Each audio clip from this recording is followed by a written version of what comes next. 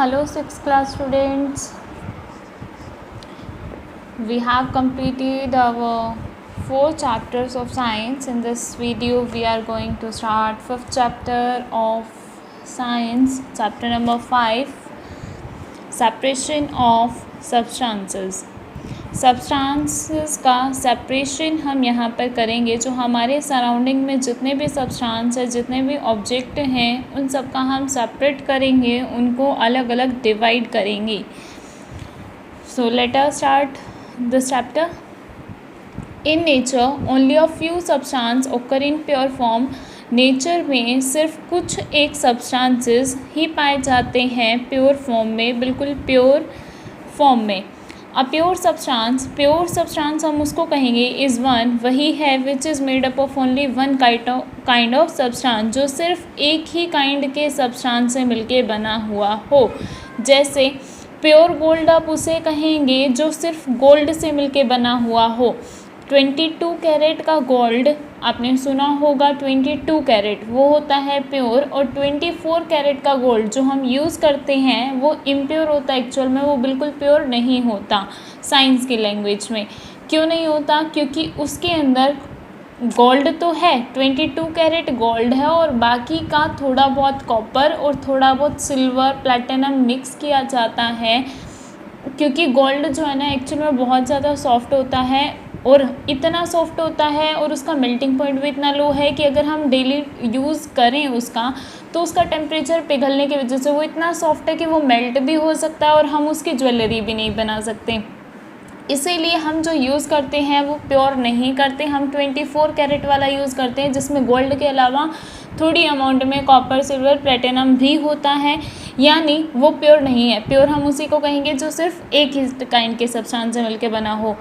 It has definite, इसका कुछ ना कुछ definite and well defined properties होती हैं, and has a same composition through out, यानी पूरे कंपाउंड में कंपोजिशन सेम होने का मतलब है जैसे आप चाय बनाते हैं, चाय बनाने के बाद आप फर्स्ट सिप लेते हैं तो आपको चीनी का उतना ही टेस्ट आता है। चीनी, दूध, पानी जो भी आपने सब्सटेंस डाला उसके अंदर जो टेस्ट आया वही सेकंड सिप में आता है, उतनी ही अमाउंट का आता है।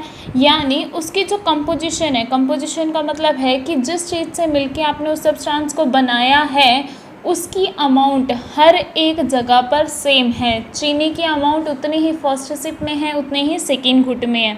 सो इस तरीके से most of the substances occur in mixed form, ज़्यादातर सब्सटेंसेस जो हमारे आसपास हैं वो प्योर नहीं है, मिक्स्ड फॉर्म में है, यानी मिक्सचर है, और in the form of mixture, mixture की फॉर्म में है। दैट इज़, इसका मतलब है दे आर कंपोज्ड ऑफ, कि वो बने होते हैं 2 और मोर सब्सटेंसेस के। मिक्सचर हैं यानी 2 और मोर सब्सटेंसेस का मिक्सचर है। इन डेली लाइफ, हमारे रोज़ के लाइफ में मैनी टाइम्स, ज़्यादातर one need to separate a useful substance, हर किसी को ज़रूरत होती है कि वो सेपरेट करे, अलग करे एक यूज़फुल सब्सटेंस को फ्रॉम अ मिक्सचर, किसी मिक्सचर में से जो चीज़ उसे चाहिए उसे अलग कर दे। फॉर एग्जाम्पल के लिए rice and pulses are cleaned, चावल दालें साफ़ हैं, बिफोर दे आर कुकड, हम उसे साफ़ करते हैं ना उसको पकाने से पहले। Tea leaves are separated from the tea with a strainer, आप चाय की पत्ती को अलग करते हो, एंड सो ऑन। इसी तरीके से आप सब चीज़ों को, मतलब जो चीज़ आपको चाहिए आप उसे अलग करते हो। राइस और पल्सेस को धोने की क्यों ज़रूरत पड़ी?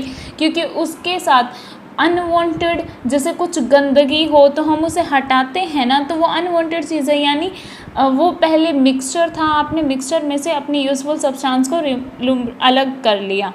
The main reason of separating the substances, जो मेन रीज़न है सब्सटेंस को अलग करने का, is to take out the useful constituent, कि जो चीज़ हमारी यूज़फुल चीज़ है उस चीज़ को अलग कर देना, निकाल देना। समटाइम्स, ज़्यादातर सब्सटेंसेस आर ऑल्सो सेपरेटेड, चीज़ों को अलग किया जाता है when we need to use different components in different ways, जब हमें अलग अलग चीज़ें चाहिए अलग अलग तरीके से यूज़ करने के लिए। There are various method of separating the component of a mixture, बहुत सारे तरीके हैं किसी मिक्सचर के। कंपोनेंट का मतलब होता है एक्चुअल कि जिस चीज़ से वो मिलकर बनी हुई है कोई भी सब्सटेंस।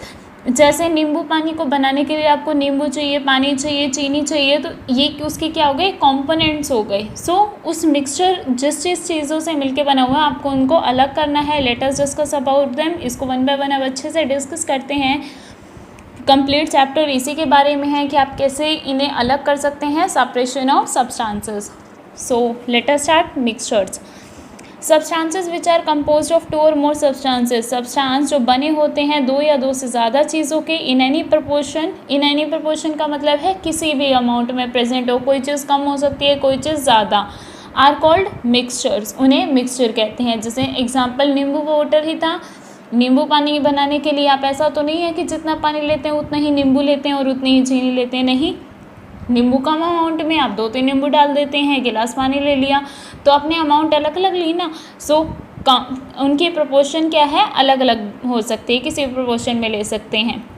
द वेरियस सब्सटेंसेज, जो भी अलग अलग चीज़ें हैं प्रेजेंट इन अ मिक्सचर, जो मिक्सचर में प्रेजेंट है, आर कॉल्ड इट्स कॉम्पोनेंट, उसे उसके कॉम्पोनेंट्स या फिर कंस्टिट्यूएंट कहा जाता है। फॉर एग्जाम्पल के लिए इन्हें mixture containing sugar and sand, एक मिक्सचर जिसमें शुगर है और सैंड है, sugar and sand are its constituent, तो शुगर और सैंड उसके क्या हो गए, कंस्टिट्यूएंट, क्योंकि मिक्सचर इससे मिलकर बना हुआ है। इन एनी मिक्सचर, किसी भी मिक्सचर में, each component retain its unique property, हर एक कंपोनेंट की, जिस चीज़ से मिक्सचर बना हुआ है उसकी अपनी खुद की अलग प्रॉपर्टी होती है और उसको वो मेंटेन करता है, रखता है, रिटेन करता है। जैसे आप किसी चीज़ में चीनी डालते हैं तो वो चीज़ मीठी हो जाती है ना, यानी चीनी का टेस्ट अभी भी उस सब्सटेंस में चला जाएगा जिसमें भी आप मिक्सचर बना रहे हैं, तो उसने अपनी प्रॉपर्टी को रिटेन रखा, बनाए रखा। अब मिक्सचर में भी है सॉलिड, मिक्सचर एक सॉलिड हो सकता है, एक लिक्विड हो सकता है और एक गैस हो सकती है। All mixture can broadly be divided into 2 categories, सब मिक्सचर्स को हम 2 कैटेगरीज में डिवाइड करते हैं, हेट्रोजीनियस एंड होमोजीनियस। देखिए, होमो वर्ड होता है सेम के लिए, यानी जो सेम तरीके से, और हेट्रो होता है अलग के लिए। अब इसको अच्छे से देखते हैं क्या है इसका। हेट्रोजीनियस मिक्सचर्स, मिक्सचर्स इन विच, ऐसे मिक्सचर जिसमें पार्टिकल्स ऑफ सब्सटेंस, जो सब्सटेंस के पार्टिकल्स हैं, उसके कण हैं, present, can be seen easily, जिनको आप इजीली देख सको, आर कॉल्ड हेट्रोजीनियस मिक्सचर। उन्हें आप इजीली, जिस चीज़ से वो मिलके बना हुआ है ना, उसके पार्टिकल्स आपको अलग अलग से अच्छे से दिखेंगे, वो है हेट्रोजीनियस। मैंने बताया हेट्रो का मीन्स होता है डिफरेंट, यानी अलग अलग होने की वजह से वो हमें दिख जाएंगे। सम हेट्रोजीनियस मिक्सचर जैसे है चॉक इन वाटर, चॉक को पानी में घोलना, वो घुलेगा नहीं, तो आपको अलग से दिखेगा कि पानी यहाँ तक है और चॉक नीचे बैठा हुआ है, अलग से उनके पार्टिकल्स दिख रहे हैं।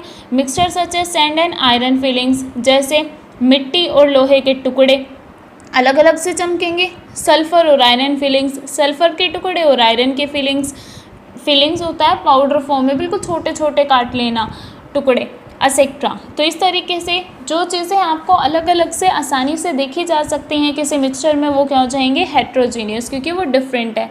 और होमोजीनियस मिक्सचर ऐसे मिक्सचर्स हैं, mixtures in which particles of substance, जिसमें सब्सटेंस के particles present can't be seen, are called homogeneous mixture, जिन्हें आप देख नहीं सकते। जैसे कि some heterogeneous mixtures are solution of sugar and salt in water, आप चीनी को या नमक को पानी में घोलिए, आप चीनी को डालते हैं, एक पल के तो आपको चीनी के दाने दिखते हैं, वो घुलते ही क्या हो जाता है, चीनी गायब हो जाती है, वो पानी के अंदर डिसॉल्व हो गई। अब पानी ज़रूर मीठा हो गया लेकिन चीनी के दाने आपको दिखाई नहीं देते। तो ये जो मिक्सचर बना है, मिक्सचर तो ये हो गया क्योंकि आपने 2 चीज़ों को मिक्स कर दिया, एक ही कंपोनेंट से नहीं बना, इसीलिए प्योर नहीं है, मिक्सचर है। और मिक्सचर भी कैसा, होमोजीनियस, क्योंकि डिसॉल्व हो गया, अब बिल्कुल सेम स्टेट लग रही है, सारा का सारा लिक्विड लग रहा है, हालांकि आपने सॉलिड को लिक्विड में डिसॉल्व किया है। नमक क्या था, एक सॉलिड था, शुगर क्या था, एक सॉलिड था, लिक्विड वाटर एक लिक्विड था, आपने सॉलिड को वाटर में डिसॉल्व किया, लिक्विड में डिसॉल्व किया, लेकिन जो बना वो एक लिक्विड बन गया, एक ही स्टेट में आ गया, जिसकी वजह से वो प्योर लगता है। इसी तरीके से कोल्ड ड्रिंक्स भी काफ़ी सारी चीज़ों का मिक्सचर होता है, सिरप जो लिया जाता है वो भी, और एयर भी, लेकिन एयर को हम प्योर मानते हैं, एयर जो प्योर फॉर्म में अगर आप मानेंगे, लेकिन ऐसे एयर की डेफिनेशन क्या है, air is a mixture of gases, क्योंकि एयर में क्या है, बहुत सारी गैसेस प्रेजेंट है, ऑक्सीजन है, कार्बन डाइऑक्साइड है, नाइट्रोजन है, सो एयर क्या है, मिक्सचर ऑफ गैसेस है। एयर भी एक होमोजीनियस मिक्सचर है। यहाँ इन्होंने एयर के पीछे प्योर लगाने का मेन रीज़न क्या है कि आप प्योर एयर की बात करें, डर्टी एयर की बात ना करें, बिकॉज उसमें तो आपको पार्टिकल्स अलग से दिखेंगे, मिट्टी के पार्टिकल्स, तो इस तरीके से, इसीलिए प्योर वर्ड यूज़ किया, otherwise air a mixture of gases होता है।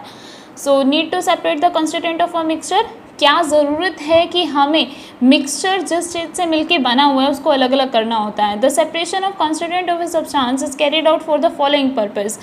हम सब्सटेंस के कॉन्स्टिट्यूएंट्स को, यानी जिस चीज़ से वो मिलके बना हुआ है उसको अलग करने के हमारे मेन पर्पस ये हैं। देखिए फर्स्ट है क्या है, to remove any harmful of और first one, to remove any harmful, हटाने के लिए किसी हार्मफुल और अनडिज़ायरेबल कॉन्स्टिट्यूएंट, किसी अनडिज़ायरेबल यानी जो चीज़ डिज़ायरेबल नहीं है, मतलब हमारी इच्छा के बिना जो चीज़ किसी चीज़ में मिक्स हो गई है या फिर कोई हार्मफुल चीज़ है तो हमें उसे हटाना है। For example small pieces of stone, टुकड़े पत्थर के, अनडिज़ायरेबल सीड ग्रेन्स, जैसे अनाज के अंदर आपने देखे होंगे कण आ जाते हैं, बीज आ जाते हैं, रिमूव्ड फ्रॉम राइस, उसे आप चावल में से हटाते हैं, दाल में से हटाते हैं बिफोर कुकिंग, वो अनडिज़ायरेबल है, आप नहीं चाहते हमारे खाने में वो दाने हो। और कुछ पत्थर के टुकड़े हैं वो हमें हटाने की ज़रूरत है क्योंकि वो हमारे लिए हार्मफुल हो सकते हैं। सो इस तरीके से इसी वजह से हमें हटाने की ज़रूरत है। फर्स्ट तो ये हुआ रीज़न कि हमें अलग क्यों करना है। सेकंड रीज़न क्या है, to remove non useful component, जो चीज़ हमारे काम की नहीं है उसे हटाना होगा। For example we use a strainer to separate the tea leaves from the tea, हम चाय में से चाय पत्ती हटाते हैं, उसके लिए आप फिल्टर वो छानते हैं, उसे स्ट्रेनर का यूज़ करते हैं। क्यों?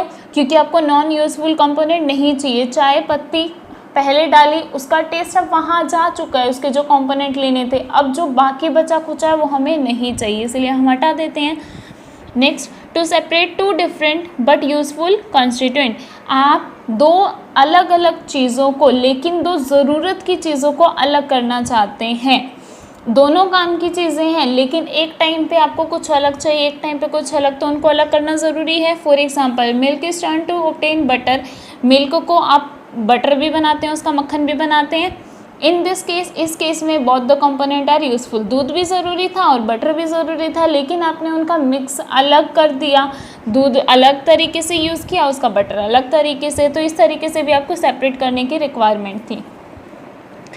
नाउ मेथड्स ऑफ सेपरेशन, कि सेपरेशन करने के क्या क्या मेथड, आप किस किस तरीके से सब्सटेंस को सेपरेट कर सकते हैं। The constituent of a mixture can be separated by simple method, simple तरीके से अलग कर सकते हैं। The substance to be separated may be solid, जो सब्सटेंस आपको अलग करने हैं वो सॉलिड हो सकता है, लिक्विड हो सकता है, गैसेज हो सकता है और पार्टिकल्स ऑफ डिफरेंट साइज, और उनका साइज भी अलग अलग हो सकता है। Thus the choice of method is made on the basis of differences in the properties of constituent, इसीलिए हम वही मेथड चूज़ करेंगे, उसकी चॉइस इस बात पे डिपेंड करेगी कि जो मिक्सचर के पार्टिकल्स हैं, मिक्सचर जिस जिस चीज़ों से मिलके बना हुआ है, जो उसके कॉन्स्टिट्यूएंट है उसकी प्रॉपर्टीज़ कैसी हैं। जैसे अगर उसके अंदर कोई ऐसी चीज़ है जो चुंबक से चिपक सकती है तो आप चुंबक का यूज़ करके उसे अलग कर सकते हैं। कोई ऐसी चीज़ है जो किसी और चीज़ से अट्रैक्टेड है तो आप उस तरीके से अलग करेंगे। तो अलग अलग मेथड यूज़ करने हैं, किस बेसिस पे, उसकी प्रॉपर्टीज देख के। some mostly commonly used method for separating the constituent of a mixture are described below। कुछ जो ज़्यादातर यूज़ होने वाले मेथड है कंस्टिट्यूएंट को अलग करने के लिए वो नीचे दिए गए हैं। First method is hand picking. Hand picking that means आपको हैंड से पिक करना है, सिंपली हाथों से उठा लेना है। इसका मतलब ये कुछ ऐसी चीज़ें होंगी जो हम आसानी से देख सकते हैं और आसानी से हमारे हाथों में भी आ जाएगा। This is the simplest method, सबसे सिंपल मेथड है of separated unwanted material from the useful ones. हमारी काम की चीज़ में से जो चीज़ काम की नहीं है उसको अलग करने का दिस मेथड इज़ यूज़ किया जाता है ओनली तभी when the unwanted material is present in smaller quantity, जब जो चीज़ हमें नहीं चाहिए वो कम है, कम चीज़ को हम आसानी से हाथ से उठा सकते हैं, उसका साइज़ कम है, शेप हमें दिखता है, कलर दिखती है ऑफ अनवांटेड मटेरियल, वो क्या है, जो चीज़ आप हटाना चाहते हैं। पहला नंबर तो उसकी क्वांटिटी कम है, वो थोड़ी अमाउंट में ही है, इसीलिए हम आसानी से उसे चुन सकते हैं। दूसरा, जो आपकी काम की चीज़ है दैट ऑफ यूज़फुल वंस, जो आपके काम की चीज़ है और जो आपके बिना काम की चीज़ है उन दोनों के साइज़ अलग अलग हैं, शेप अलग अलग है, कलर अलग अलग है, इसीलिए आप आसानी से पहचान सकते हैं कि हमारे काम की चीज़ ये है और ये बिना काम की चीज़ है। अनवांटेड चीज़ को आप आसानी से हाथ से निकाल सकते हैं।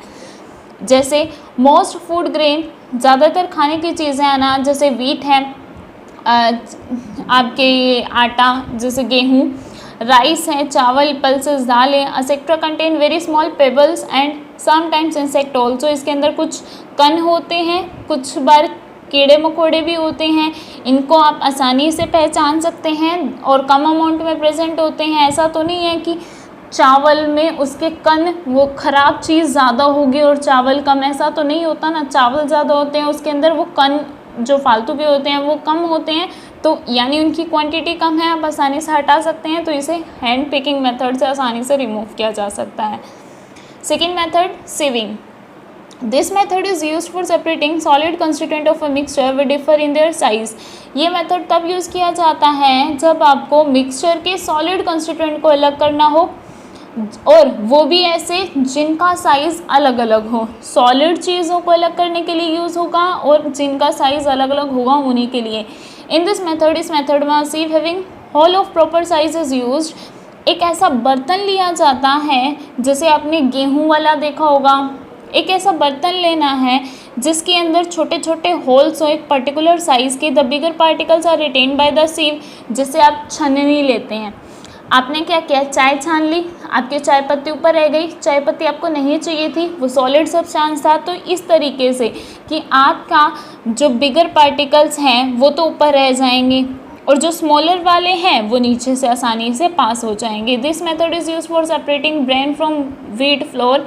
जैसे व्हीट फ्लोर में से आटे छान लेते हैं, fine sand from the gravel, मिट्टी के टुकड़ों में से आप अलग से मिट्टी कर लेते हैं।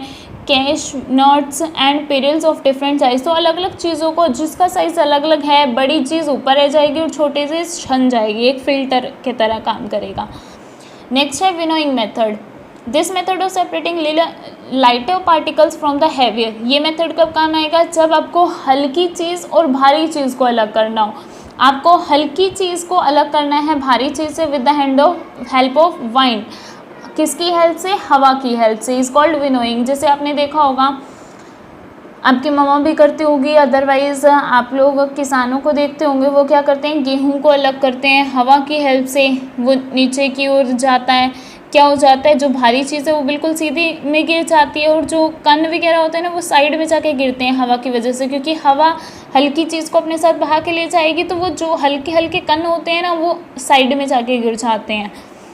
फार्मर्स यूज दिस मेथड, किसानी से यूज़ करते हैं सेपरेट करने के लिए। किसको, व्हीट ग्रेन्स को, यानी वो दानों को, गेहूं को अलग करते हैं फ्रॉम हस्क। हस्क क्या होते हैं, जो उसके साथ कण होते हैं, छोटे छोटे पार्टिकल्स होते हैं, अनवांटेड चीज़।